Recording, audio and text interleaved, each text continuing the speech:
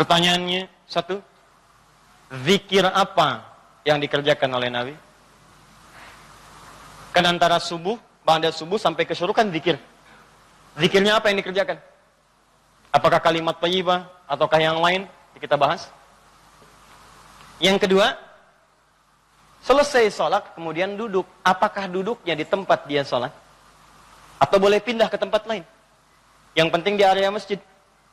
Ya, misal antum sholat di posisi yang sebelah kanan di sana. Tiba-tiba setelah itu nggak ada mushaf, pengen baca Quran, mushafnya di sana. Apakah boleh pindah ke sana? Atau kalau pindah gugur ininya. Awas, hati-hati dilihat. Mau pindah, aduh takut gak dapat haji. Mau pindah, aduh takut umroh. Di situ aja gitu kan. Pas tiba-tiba ada cleaning service, Pak, maaf Pak, sebentar geser dulu. Maaf ya, haji dan umroh. Nah, kita lihat tuh seperti apa memahaminya. Karena ada yang menafsirkan gak boleh pindah di situ, gitu. Ya, nanti kita lihat apakah benar harus di situ saja atau boleh berpindah. Kalau boleh berpindah, apa dalilnya? Kalau memahami di situ saja, bagaimana keadaannya? Paham? Nah, jadi ini satu, dua, dan kasus yang terakhir. Ustadz, bagaimana kalau keluar masjid untuk kebutuhan hajat yang darurat? Pengen ke toilet kan? Ya, memang nggak di rumah, di masjid ada toilet. Begitu mau keluar, ke toilet dulu. Ingat, haji dan umrah, haji dan umrah. Dia tahan-tahan, gitu kan? Ya, syuruknya dapat, sakitnya juga dapat, gitu kan? Nah, itu seperti itu bagaimana kemudian solusi hukumnya. Nah, kita bahas pelan-pelan. Di dalam Al-Quran disebutkan beberapa aktivitas yang mampu mendekatkan dan mengingatkan kita dengan Allah, dan langsung disebut dengan zikir. Dan ini pun dipraktekkan oleh Nabi sallallahu alaihi wasallam. Contoh. Yang pertama ditemukan di Quran surah keempat ayat 103, paling kanan pertengahan.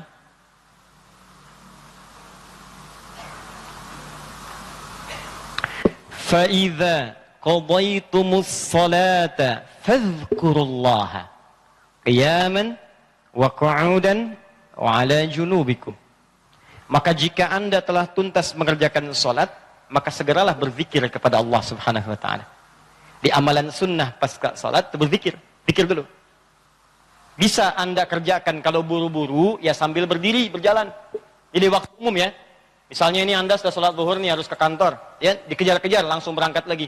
Tapi kan Anda buru-buru keluar pun kan tidak mengganggu Anda untuk mengucapkan kalimat-kalimat zikir. Misalnya apa? Nabi mengamalkan pasca salat hadis riwayat Muslim, nomor hadis 571. Hadis riwayat Muslim. Nomor hadis 571. Setiap selesai salat Nabi mengatakan, perhatikan kalimatnya, astaghfirullah, astaghfirullah, astaghfirullah. Allahumma antas salam, wa minkas salam, tabarakta ya dzal jalali wal ikram. Apa Anda enggak bisa sambil keluar mengucapkan astaghfirullah, astaghfirullah, astaghfirullah? Dikata Al-Quran, sesibuk apapun Anda, begitu selesai sholat apa nggak bisa sambil jalan astagfirullah, astagfirullah, astagfirullah. Daripada Anda keluar membicarakan sesuatu yang tidak penting. Bahkan nggak berkata apa-apa, jalan aja. Mendingan pakai zikir kan? Astagfirullah, astagfirullah, astagfirullah. Allahumma antas salam, minkas salam, tabarakta ya dzal jalali wal ikram. Hadis Muslim, nomor hadis 573. La ilaha illallah wahdahu la syarika lah. Lahul mulku wa lahul hamdu wa huwa ala kulli syai'in qadir. Ya, kalau Anda misalnya nggak terlampau sibuk, silahkan sambil duduk. Nah, konteks tadi setelah selesai menunaikan salat subuh, antum pengen berzikir dulu, maka jenis zikir yang pertama adalah mengucapkan kalimat-kalimat thayyibah. Kalimat thayyibah.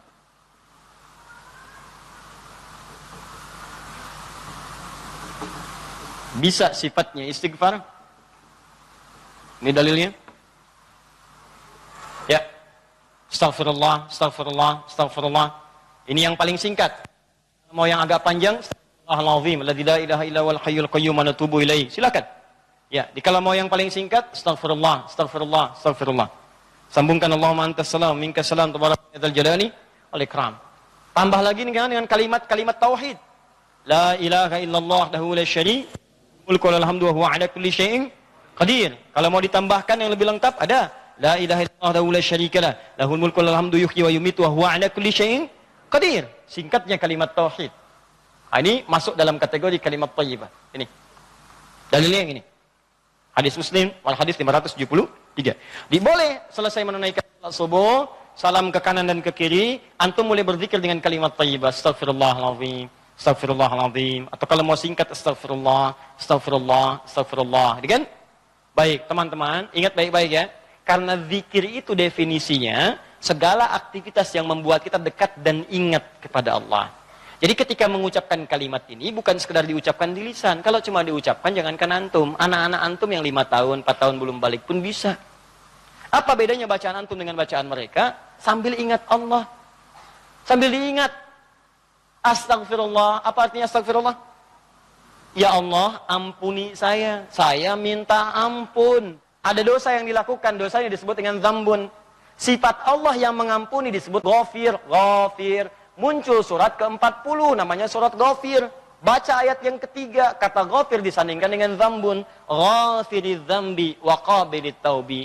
Allah punya sifat ghafir. Ghafir pemilik ghafar, ampunan. Allah mengampuni orang berbuat dosa. Kalau Anda pengen minta ampun, ucapkan astagfirullah. Istighfar itu permohonannya. Istighfar permohonan ampun. Ucapannya astagfirullah. Ampunannya ghafara, ghufran. Yang punya ampunan ghafir. Kata Allah, saya ghafir. Quran surah 40 ayat 3. Ghafiriz zambi. Minta ampun, hei yang punya dosa. Minta ampun kepada saya. Ketika engkau minta, saya akan ampuni. Saya tanya pada antum, siapa yang gak punya dosa? Yuk angkat tangan. Ayo gak usah malu, angkat aja, saya pulang. Tapi kalau gak punya dosa bersih kan? Nah, kalau Anda merasa banyak dosa, diberi peluang habis sholat, istighfar, istighfar. Makanya ketika istighfar, jangan cuma diucapkan. Coba rasakan, punya dosa apa sampai hari itu? Dosa apa?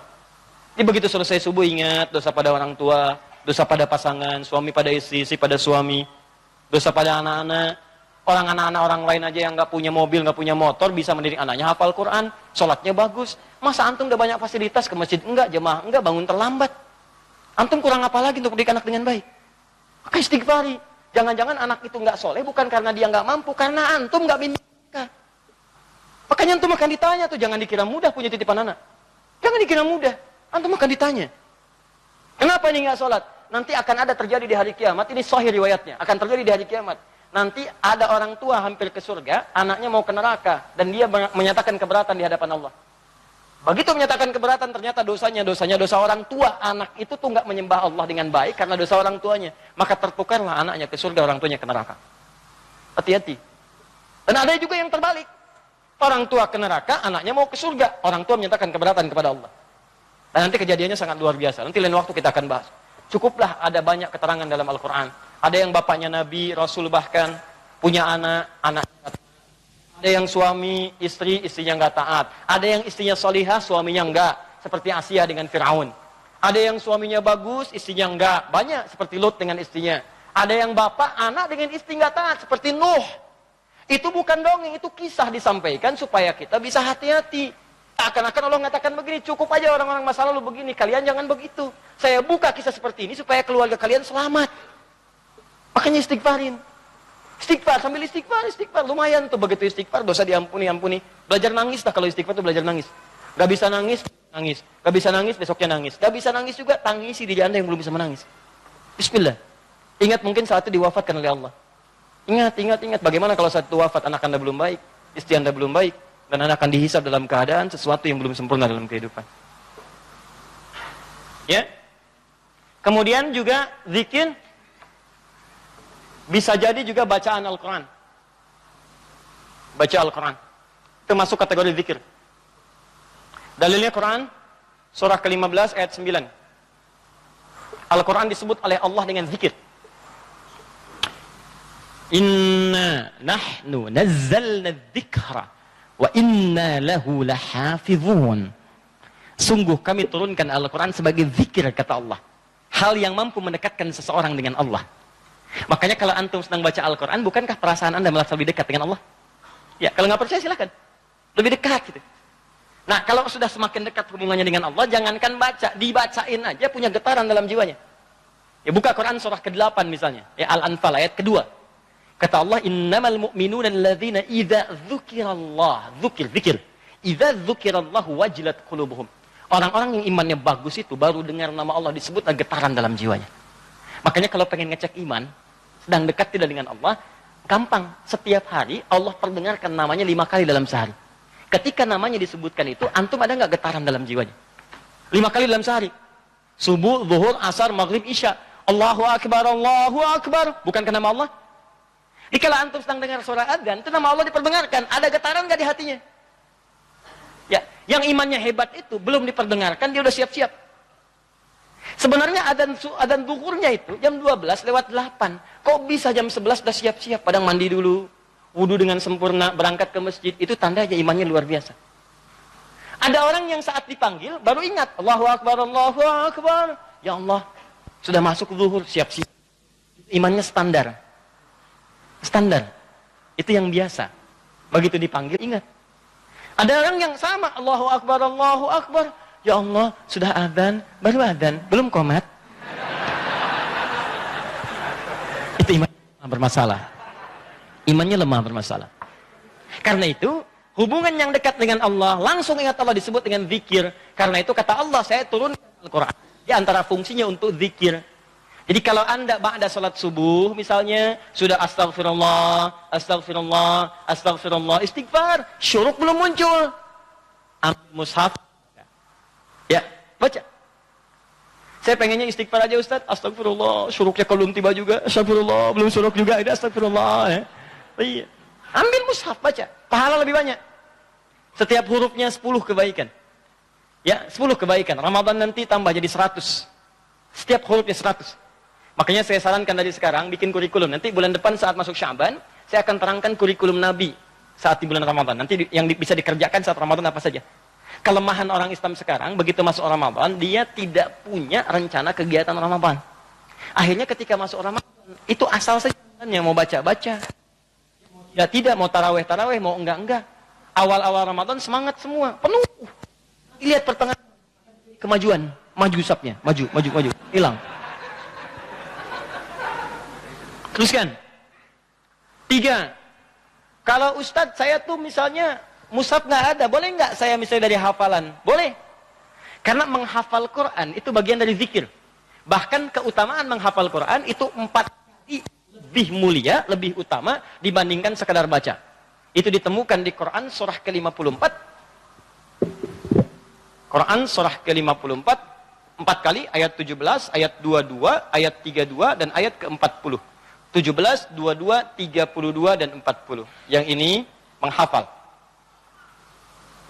Atau mengulang hafalan. Misal, Nabi begitu selesai salat, sudah berzikir, kalimat thayyibah, maka beliau biasa membaca, teman-teman, itu 4 surah utama. Pertama, yang surah kedua Al-Baqarah ayat 255, dikenal dengan ayat kursi. Allahu la ilaha illa huwal hayyul qayyum, la ta'khudhuhu sinatun wa la naum. Seterusnya sampai selesai. Setelah itu membaca Al-Ikhlas, qul huwallahu ahad. Setelah itu membaca Al-Falaq, qul a'udzu birabbil falaq. Setelah itu membaca An-Nas, qul a'udzu birabbin nas. Kalau anda ingin memilih seperti bacaan Nabi, boleh. 4 ini dibaca. Ayat kursi, Al-Ikhlas, Al-Falaq, An-Nas. Kalau anda ingin mengulang-ulang hafalan anda, juz amma misalnya boleh. Baca misalnya, amma yatasaalun an-naba. Atau saya mulai dari ad-duha, boleh. Wad-duha, wal-laili idza saja. Terus baca. Sambil menunggu syuruk, sambil mengulang-ulang hafalan. Sah. Zikir. Teruskan, ada juga bentuknya doa. Doa bagian dari zikir. Doa. Dari mana taunya Ustaz? Quran surah ke-7 ayat 205. Praktek nabinya bagaimana Ustaz? Hadis riwayat Ibnu Majah, nomor hadis 925. Di saat Anda berdoa, itu Anda sedang berzikir. Ya, makanya kan ketika Anda berdoa, Anda merasa lebih dekat dengan Allah kan? Ya, merasa nyambung gitu. Ya, perhatikan kalimatnya. Ketika Anda berdoa disebutnya zikir. Wadhkur rabbaka darru'an wa khifatan wa dunal jahri minal qaul. Kata Allah, kalau Anda sedang punya masalah, ada persoalan, jangan mengeluh. Jangan mengeluh, apalagi bikin status, nggak menyelesaikan masalah. Ada masalah, bikin status. Dia tidak seperti yang aku kira. Selesai juga enggak. Terus nungguin komentar, itu paling kasihan tuh, nungguin gitu. Aduh, kasihan, belum ada yang komen. Ya, udah 2 jam baru muncul. Kenapa Jeng? Gitu kan, baru dijawab. Iya ya, gelisah hati ini. Muncul lagi komen yang lain. Duh, nggak nyangka ya, nyangka. Capek, nggak selesai. Masalah selesai tidak, cuma nambah masalah aja. Kata Allah, kalau punya masalah, tenangkan hati, berdoa, sebut nama Allah. Itu lebih memberikan ketenangan. Zikir itu selain mendekatkan kita pada Allah, zikir itu membuat hati lebih tenang. Tenang. Makanya ketika Allah menyebutkan fungsi zikir di Quran surat 13 ayat ke-28. Allah sampaikan begini, ala bidzikrillahi tatma'innul qulub. Kamu mesti yakin, kata Allah, dengan berzikir kepada Allah, hati kamu akan tenang. Makanya kalau sedang punya persoalan, bawa ke zikir. Ambil wudu, baca Quran. Begitu antum baca Quran, walaupun solusi belum tiba, hati lebih tenang. Dan lebih objektif, kalau orang tenang itu dapetin solusinya gampang gitu, tenang. Solusi mudah dicari. Tapi kalau antum gelisah, walaupun ada solusi, nggak akan sempurna nanti masalah diselesaikan. Paham ya? Di doa, itu bagian dari zikir. Di antara doa yang dibacakan oleh Nabi, itu setiap selesai sholat, itu ada kalimat singkat tapi padat. Allahumma inni atau inna. Kalau inni untuk sendiri, kalau inna untuk banyak. Allahumma inni as'aluka ilman nafi'a wa rizqan thayyiba wa amalan mutaqabbala. Ya Allah, hamba mohon kepadamu, anugerahkan hamba pengetahuan yang bermanfaat. Pengetahuan yang bermanfaat itu pengetahuan yang bisa meningkatkan wawasan dan menguatkan iman. Itu rumusnya di Quran surah 58 ayat ke-11. Jadi kalau teman-teman ngaji dengan siapapun, ustadz manapun, di tempat manapun, ukurannya dua. Wawasannya bertambah enggak? Awas hati-hati, kalau ngaji tapi wawasan enggak bertambah, itu ada sesuatu yang salah di pengajiannya. Ngaji cuman ketawa aja gitu kan? Ya, tapi enggak jelas dapatnya apa. Yang paling aneh ngaji, yang dicari-cari jin, ya kan? Atau apa, itu paling aneh itu. Apa yang didapatkan? Terus nambah hari ini sholat, ngaji ke pengajian sholat, dapat tambahan wawasan. Oh begini cara takbir yang baik, bisa sejajar dengan bahu, bisa sejajar dengan daun telinga, ya kakinya terbuka selebar bahu, badannya tegap. Jadi begitu antum praktekan, punya tambahan wawasan, kepake dalam ibadah. Oh begini cara sujud yang sempurna, ajari. Itulah yang disebut dengan teman-teman ilmu yang baik. Yang kedua, imannya meningkat, lebih dekat dengan Allah. Jadi kalau antum ngaji dimanapun, di antara cirinya wawasannya luas, tapi keimanan pun bertambah. Karena ada orang yang belajar Islam Pak, cuman keimanannya makin berkurang. Itu yang paling aneh tuh orang-orang liberal. Belajar Islam ke Eropa, belajar Islam ke Amerika, pulang-pulang konslet. Betul ya, semua agama sama, menuju Tuhan yang sama, cuman caranya beda-beda. Ente ini aneh, belajar Islam pada orang yang bukan Islam. Belajar sholat pada orang yang tidak sholat, ya bagaimana bisa mendapatkan nilai-nilai sholat dalam kehidupan? Makanya pulang-pulang pada aneh. Hargailah hak LGBT. Banyak akhirnya, jadi penyakit akhirnya gitu kan. Nah, dan kita doakan dengan baik, arahkan pada yang baik. Jadi kalau ada yang kurang-kurang tuh kita doakan. Ya buang dulu celaan-celaan. Yang kalau mau dicela itu perbuatannya, bukan orangnya. Celak perbuatannya, kemudian doakan kepada yang lebih baik. Karena boleh jadi dia bisa berubah dalam kebaikan. Paham sampai sini? Jadi demikian teman-teman sekalian. Ya, doa isi. Kemudian di situ awas hati-hati ya, dua ya cirinya ya. Satu, imannya menguat, kedua wawasan bertambah. Termasuk pengajian saya ini ya, kalau saya mengajar dimanapun, tidak membuat Anda lebih dekat dengan Allah, tolong tinggalkan saya. Anda cari guru lain. Cari guru lain, cari yang baik-baik. Yang membuat Anda lebih dekat dengan Allah. Atau Anda lebih dekat dengan Allah, cuman sayang, wawasan nggak bertambah, itu pun bahaya. Ibadah nggak cukup dengan semangat. Ya Allah, saya banyak dosa, saya pengen berubah ya Allah. Saya semakin kuat imannya, besok saya sholat subuh 4 rakaat. Gak bisa. Ya. Jadi iman kuat tapi wawasan nggak ada gitu. Begitu sholat subuh 4 rakaat, itu kan bahaya. Ya, paham ya? Nah, jadi dua ini mesti balance ya, antara iman dengan ilmu itu mesti seimbang. Tayyib. Fokus baik-baik. Satu, kita ulangi apa saya tadi, satu kalimat thayyibat. Yang kedua, bacaan Al-Quran, kan? Yang ketiga, baca hafalan ayat-ayat Al-Quran. Yang keempat, doa. Yang kelima, menyebutkan nama-nama Allah atau Al-Asma'ul Husna. Boleh, itu zikir. Ustadz, apa dalilnya? Dalilnya Quran surah kedua ayat 152 ditafsirkan dengan Quran surah ke-17 ayat 110. Quran surah kedua ayat 152 paling kanan sebelah bawah ditafsir dengan Quran surah 17 ayat 110 paling kanan di pertengahan. Ini bagian terakhir. Quran surah kedua ayat 152 Allah minta fadhkuruni, kata Allah, zikir, sebut aku, sebut aku, sebut aku. Sebut nama Allah. Orang-orang yang sering menyebut Allah maka akan disebut-sebut namanya oleh Allah. Indah ya. Antum aja nama disebut-sebut di TV, senangnya luar biasa kan? Wah, Pak Asep adalah jamaah subuh yang sangat luar biasa. Datang ke Masjid Nurul Bahri, jam 3 sudah di masjid, masuk tayangan Anda. Tapi memang disayangkan, jam 3 sudah adzan Pak Asep, ya kan? Tapi kan antum enak. Ya, disebutkan di TV tersanjung. Ya, disebutkan di komplek tersanjung. Kenapa antum tidak merasa tersanjung ketika nama antum disebut-sebut oleh Allah Subhanahu wa taala? Kata Allah, "Fadhkuruni adzkurkum." Sebut namaku. Ketika engkau menyebutku, aku akan sebut-sebut namamu. Maka ada hamba-hamba Allah yang disebut oleh Allah. Sipulan. Ya, di antara yang disebut itu ada 2. Siapa? Orang-orang yang sering menyebut nama Allah, khususnya terkait dengan nama-namanya yang mulia. Dari mana taunya? Tafsirkan dengan Quran surah 17 ayat 110. Perhatikan kalimatnya. Kata Allah, "Qulidullaha." Panggil aku Allah. Sebut. Minta. Ada masalah, ada doa, ada masalah, ada solusi. Pengen nyebut Allah, sedang punya persoalan, sebut. Kata Allah, panggil namaku Allah. Awilur Rahman atau Ar-Rahman. Di paling singkat kalau anda sedang ada masalah, pengen solusi, atau pengen menyebut nama Allah, sebut Ya Allah, Ya Allah, Ya Rahman. Tapi Allah tawarkan begini, ayyamma tad'u falahul asma'ul husna.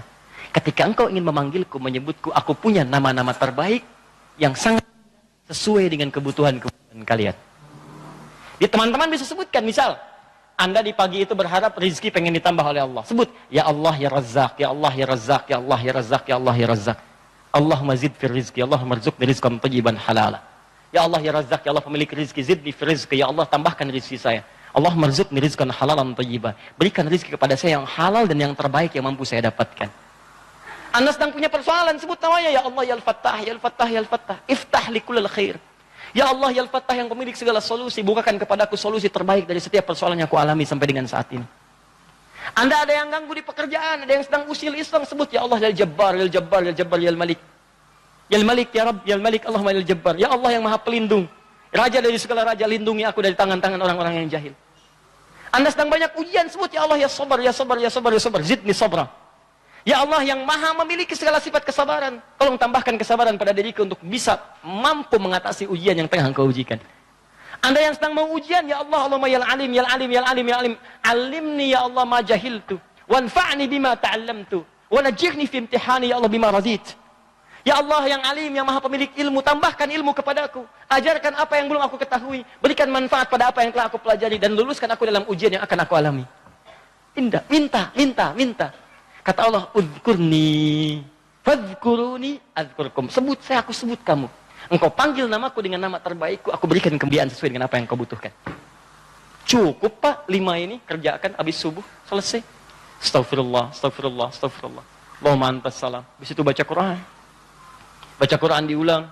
Ya, ayat kursi, Al-Ikhlas, Al-Falaq, An-Nas. Habis itu kemudian antum berdoa, habis doa sebut nama Allah. Begitu lihat jam 8. Pip bunyi, waktu syuruk muncul, gitu kan? Kan sekarang ada zaman digital kan? Zaman digital. Ya, ngitungnya gampang kok, biasanya itu kalau dari subuh teman-teman dari waktunya itu 1 jam, 1 jam setengah itu udah masuk syuruk. 1 jam lah. 1 jam. Jadi kalau sekarang kurang lebih jam 5 misalnya, yaitu 1 jam kemudian, terus 1 jam lewat 10-15 menit sudah masuk ke syuruk. Ya, jadi begitu sudah masuk syuruk, ya antum tunaikan salat 2 rakaat. Ada yang nunggu dulu 5 menit supaya lebih aman misalnya, silakan. Gak ada masalah, tunggu 5 menit selesai, tunaikan salat 2 rakaat. Begitu salat sujud lamain. Ya Allah, dekatkan aku kepadamu. Ya Allah, jadikan aku terhubung dengan ridhamu.